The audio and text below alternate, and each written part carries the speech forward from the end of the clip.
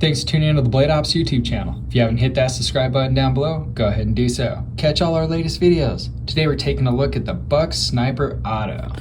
This little side auto has a blade length of 3.25 inches and is sporting that 154 cm steel. It has that really nice black coat finish. Close length on this is 5 inches overall. Has full liners as well as aluminum scales. Functional safety. Action on this is really snappy and fast. Feels great in hand. Everything where it should, nice and comfortable. Weight on this is 4.25 ounces.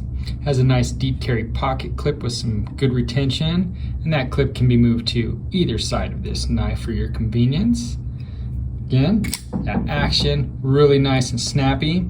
This is the Buck Sniper Auto, and you can pick up yours today at Blade Ops.